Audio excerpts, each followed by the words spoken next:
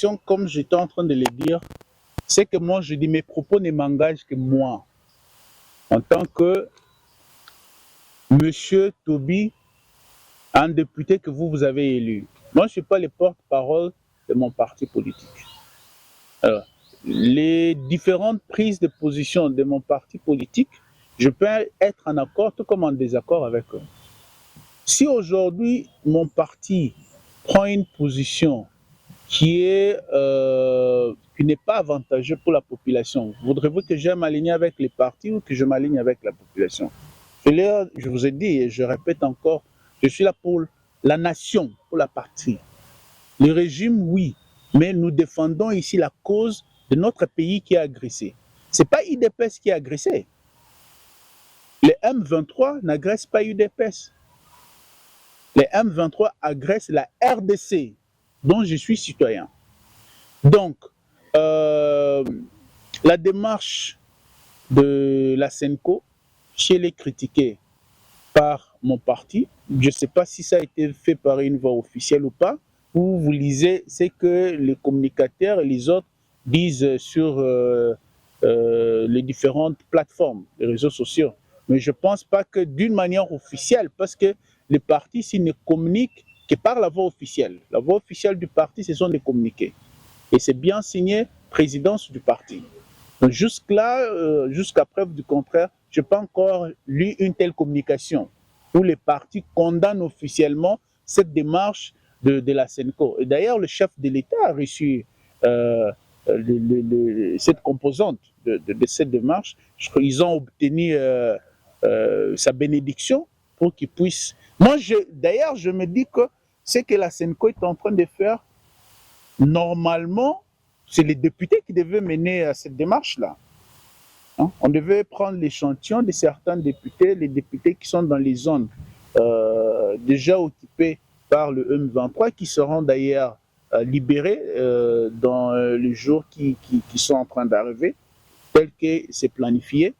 Mais je me dis que c'est eux qui devaient constituer et exécuter cette mission-là. Je proposais cela auprès de nos collègues, je proposais cela au niveau de l'Assemblée. Je pense que cette mission, elle est importante. Parce que quand nous sommes divisés, nous sommes faibles. Quand nous sommes unis, nous sommes forts. L'ennemi nous profite aujourd'hui parce que nous sommes divisés. Parce qu'il y a beaucoup de frustrés. Mais en tant qu'unis, comme un seul peuple, je ne pense pas que l'ennemi peut nous vaincre. Donc, moi, je salue cette démarche de la SENCO. Nous espérons qu'elle est faite dans toute transparence et qu'il n'y a pas un autre agenda caché derrière. Si c'est pour réunir le fils, pour réunir les filles de la RDC autour d'une même table dans une cohésion nationale, je suis partant pour cela. Mais c'est pour se mettre autour d'une table avec nos agresseurs, le M23, moi je ne suis pas partant pour cela. Les jeunes, femmes, hommes, Est-Kassayennes, Est-Kassaïens, de venir répondre d'abord à ces grands meetings de sensibilisation que nous allons tenir demain, qui sera chapeauté par le vice-premier ministre de la Défense, Guy Madianvita. Nous appelons tous les jeunes de nos 5 territoires de la province du Kasaï oriental de venir massivement pour cet échange que nous aurons, un échange ouvert à bâton rompu avec ces jeunes pour que nous puissions leur expliquer le pourquoi, la nécessité de s'enrôler au sein de notre armée.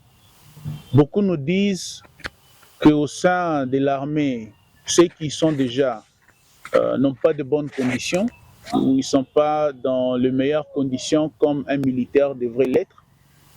Vous avez tous appris que aujourd'hui, le chef de l'État a lancé cette campagne de l'effort de guerre et la réduction des trains de vie.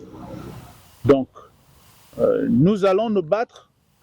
Personnellement, je fais de ceci mon combat pour qu'un militaire, qu'il soit au front, qu'il puisse recevoir au minimum une prime de $500.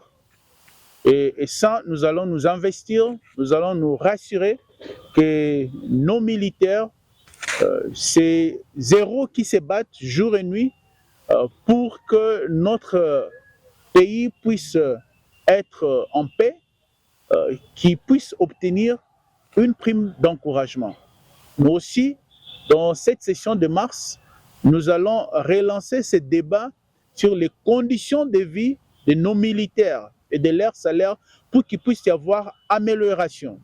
Le peuple congolais, en particulier mes électeurs ici en Mbuji-Mayi, je vous demande de venir massivement, que nous puissions nous enrôler. Moi-même, je commencerai, comme on le dit, la charité bien ordonnée commence par soi-même, bien que n'étant pas dans cette fourchette d'âge qui est demandée de 18 ans à 25 ans, mais j'ai déjà lancé un message. Mes cousins, mes neveux, mes nièces, mes frères et sœurs qui remplissent ces conditions, nous allons les prendre, nous allons les enrôler dans l'armée, et ceci c'est pour défendre notre nation. Audio Jungle.